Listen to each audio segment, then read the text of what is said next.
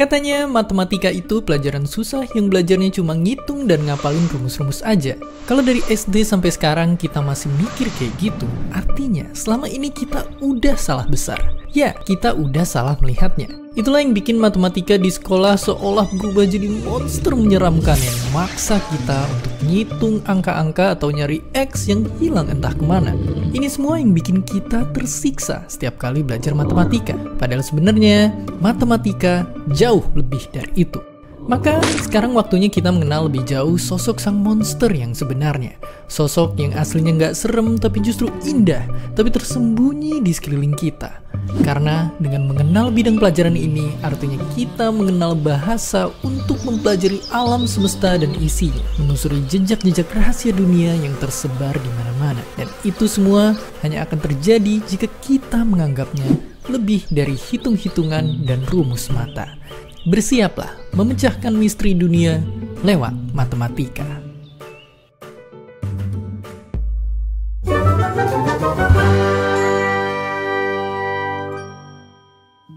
Coba tanya ayah kita, di mana dia menyimpan kotak perkakas.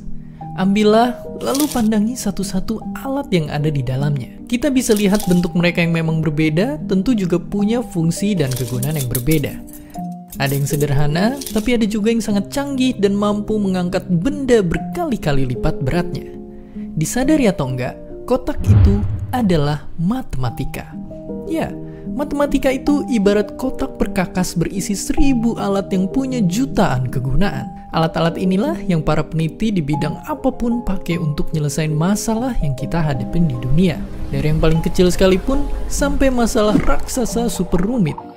Kalau belum kebayang, coba ambil kunci yang satu ini. Ia bisa ngebuka baut di bagian sepedamu yang rusak, di truk, atau bahkan mengencangkan baut yang sama untuk bikin bagian-bagian rumah jadi kokoh. Kalau dalam matematika, ambil contoh angka ini. Angka atau istilahnya konstanta matematika yang terkenal banget. Inilah pi, perbandingan antara keliling sebuah lingkaran dengan diameternya. Gara-gara pi ini, kita bisa tahu berapa luas pizza atau bahkan berapa besarnya dunia sekalipun. Karena percaya atau enggak, seberapa besar lingkarannya, angkanya bakal tetap sama. Dan itu bikin kita bisa bikin dan mengukur lingkaran-lingkaran lainnya dalam hidup kita dengan pakai angka ini dalam penghitungannya. Begitulah matematika secara sederhana. Ia adalah bahasa universal yang maknanya bisa dipahami dan disepakati oleh semua orang di dunia. Bahasa canggih yang disusun oleh logika, sehingga menjadikannya sebagai alat yang bisa kita gunain untuk mecahin hampir seluruh masalah yang kita punya dari dulu, sekarang, bahkan di masa depan. Tapi nggak semudah itu untuk menemukannya. Manusia butuh puluhan ribu tahun untuk bisa ngerti soal matematika. Semua dimulai ketika angka dan konsep soal berhitung belum ada di kepala manusia. Lalu, mereka mengamati fenomena di sekeliling mereka, menyadari ada kejadian yang berulang, lalu mencatatnya garis demi garis menjadi pijakan awal untuk aritmatika, ilmu tentang bilangan. Sampai akhirnya, bangsa Sumeria mengganti garis menjadi simbol-simbol angka. Mereka menerapkan sistem angka basis 60 yang mereka gunakan untuk menghitung waktu, berdagang, membangun peradaban Mesopotamia, dan mengembangkan awal mula cabang ilmu matematika lainnya, geometri. Aritmatika dan teori tentang angka kian berkembang. Di era ini, para filsuf Yunani mengembangkan logika, cara berpikir untuk mencapai kesepakatan tentang kebenaran. Lalu, Plato mengamati semua unsur yang ada di bumi dan menafsirkannya ke dalam bentuk-bentuk 3 dimensi. Pemikiran itu sampai kepada Euclid dari Alexandria yang kemudian mendalaminya, lalu mencatatnya dalam 13 buku tentang geometri, kumpulan buku yang masih relevan hingga saat ini. Sampai akhirnya manusia naik level dalam berhitung. Bangsa Romawi menciptakan sistem penomoran lewat alfabet. Permasalahan lalu timbul. Angka yang mereka punya ternyata memiliki keterbatasan. Mereka kesusahan menghitung angka-angka super besar. Bagaimana cara mengatasinya? Penemuan angka 0 lah yang mengubah segalanya. Benda bulat ini punya peran maha penting yang bikin kemajuan matematika melesat. Manusia akhirnya bisa menghitung jauh lebih besar dan kompleks.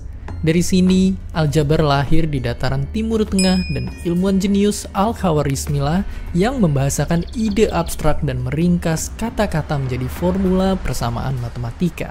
Ilmunya kemudian dibawa jauh, hingga ke Eropa. Di sana, dunia semakin berubah dengan cepat, secepat apel yang jatuh dari dahan pohonnya.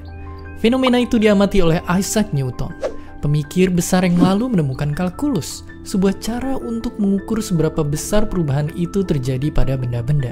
Dengan cara pengukuran ini, matematika membantu bidang ilmu lainnya berkembang pesat, menciptakan industri yang jadi awal peradaban modern.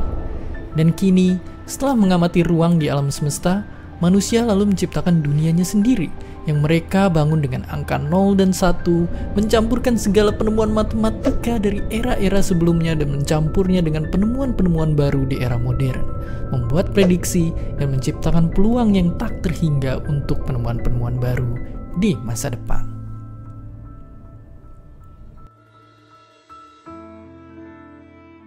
Bukan berlebihan kalau matematika disebut sebagai bahasa universal atau kode tentang alam semesta.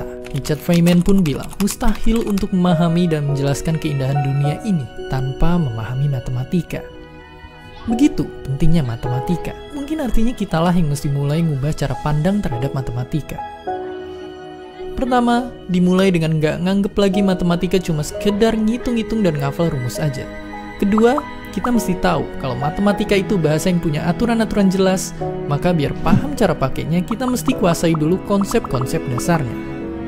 Baru dengan gitu, senjata kita akan lengkap dan siap menaklukkan masalah sebesar apapun nantinya.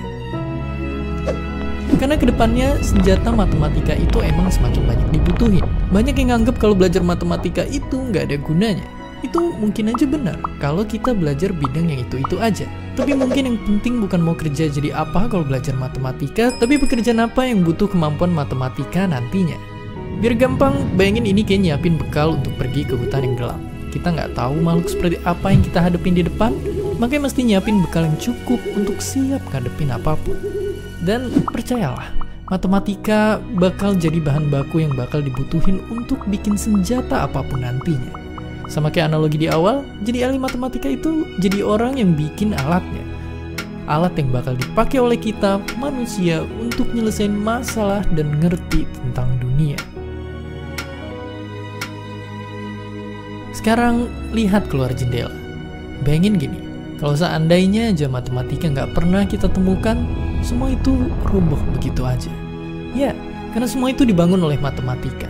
Tanpanya, ilmu-ilmu yang ada kayak fisika, kimia, biologi, bahkan sejarah mungkin gak akan pernah berkembang semaju sekarang. Pada akhirnya, ketakutan yang masih ada sampai awal video tadi, semoga bisa hilang. Sekarang kita tahu kalau matematika itu ada di mana-mana. Matematikalah yang bikin manusia bisa mencatat, menghitung, dan mengukur hal apapun. Karena kita tidak akan pernah memahami sesuatu apabila tidak mengukurnya. Dan inilah kenapa ada satu bidang ilmu yang begitu erat dengan matematika, sebuah bidang ilmu yang ibaratnya jadi detektif yang menyelidiki segala sesuatu yang ada di dunia. Fisika.